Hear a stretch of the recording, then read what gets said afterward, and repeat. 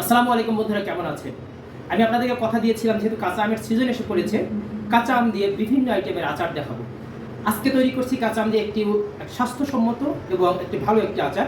অনেকে আচার বানাতে পারেন কাঁচা আম দিয়ে, কিন্তু স্বাস্থ্যসম্মত এবং মুখরোচক আচার অনেকে বানাতে পারেন না। আমার এই রেসিপিটি দেখলে আপনি কথা দিতে পারি বাসায় মুখরোচক এবং স্বাস্থ্যসম্মত একটি আচার তৈরি করতে পারবেন।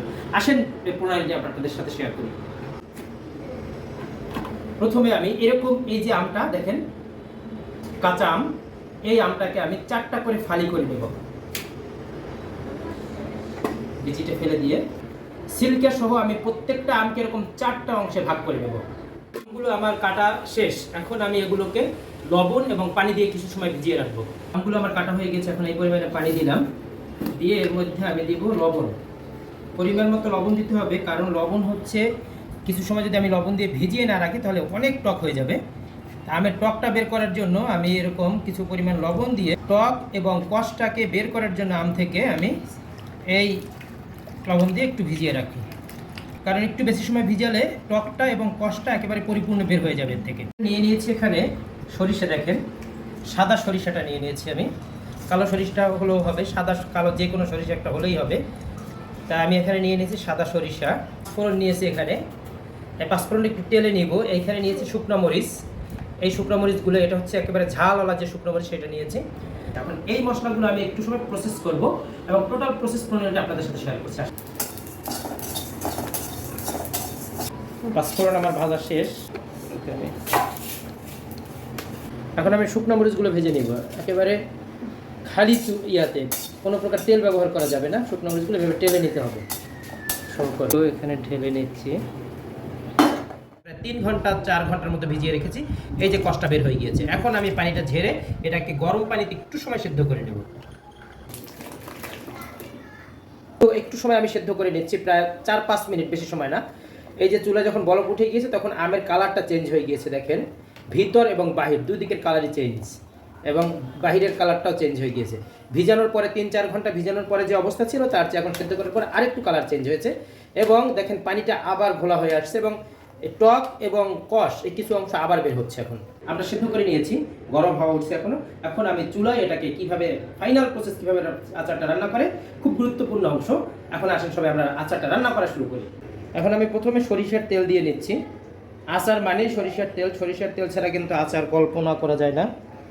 3.5 কেজি আমের জন্য আমি 1.5 কাপ পরিমাণে সরিষার তেল দিচ্ছি। সরিষা বাটা,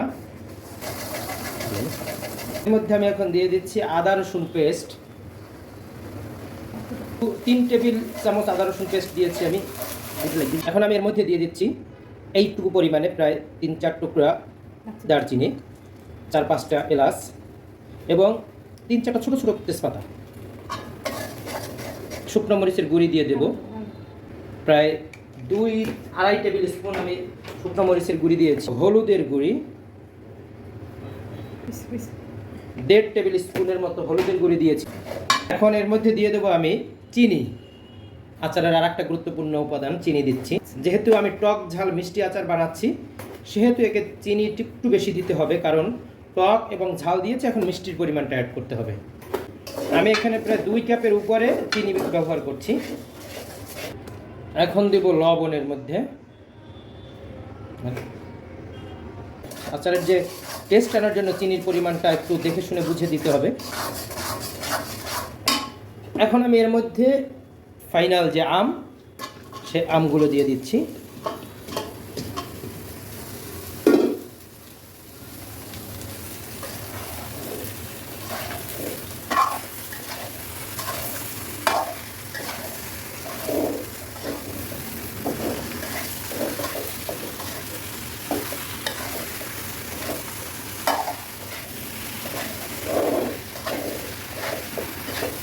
গরম চিনির মধ্যে পড়লে আমটা একটু আশালো আশালো হয়, আঁশ হয়ে আসছে, লাগতে একটু কষ্ট হচ্ছে। এই চিনিটা আমের মধ্যে ঢোকা পর্যন্ত আমাকে চুলায় রাখতে হবে। আমটা সেদ্ধ হবে চিনির পানিতে। এখন আমি এখানে ওই যে শুকনো মরিচ ভেজে ক্রাশ করে রেখেছিলাম, সেই মরিচের গুঁড়িগুলো দিয়ে দিচ্ছি। এটা দেওয়ার পরে দেখবেন যে আচারের টেস্ট এবং ফ্লেভার দুইটাই অন্য রকমের হয়ে যাবে।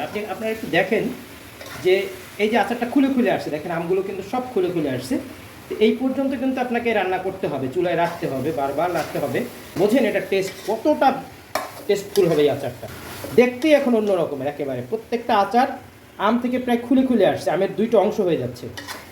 আচারটাকে যেহেতু আমি একটু বেশি দিন রেখে খাবো, কারণ এতগুলো আচার একসাথে খাওয়া সম্ভব না। যারা এরকম 5 মাস 6 মাস 4 মাস রেখে দিতে চান, তারা এই আচারের সাথে একটু সিরকা ব্যবহার করবেন। আমি এখানে প্রায় 3-4 টেবিল স্পুনের মতো সিরকা ব্যবহার করছি। আচারের সবচেয়ে গুরুত্বপূর্ণ উপাদান যেটা, এই যে পাঁচফোড়ন আমি এভাবে ভেজে ক্রাশ করে নিয়েছিলাম, সেই পাঁচফোড়নটা এখন আমি আচারের উপরে দিয়ে দিই। পরে দেখবেন যে আচারের ঘ্রাণ চেঞ্জ হয়ে যাচ্ছে, একেবারেই আচার আচার ঘ্রাণে মৌ মৌ হয়ে যাচ্ছে চারদিক।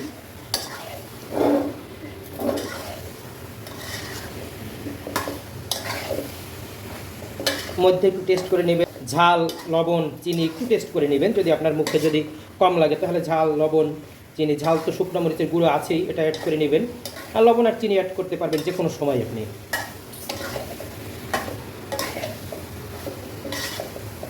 খুব কষ্টের কাজ আচার বানানো, আসলে মজার খাবার তৈরি করতে একটু কষ্ট লাগে।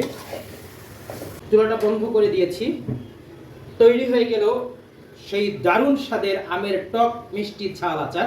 চোখ এবং এত ঘ্রাণ, আপনি পাগল হয়ে যাবেন। এই আচারটা বাসায় আপনারা আমি যেভাবে তৈরি করে দিয়েছি এভাবে আপনারা তৈরি করে দেখবেন, অনেক মজাদার, অনেক টেস্টফুল।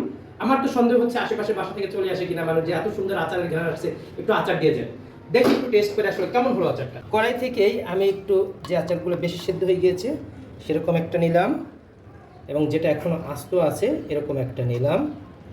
এবং দেখেন আচারের যে নিচ থেকে দেখি কোনো নিচ থেকে একটু মশলাও নিলাম আচারের।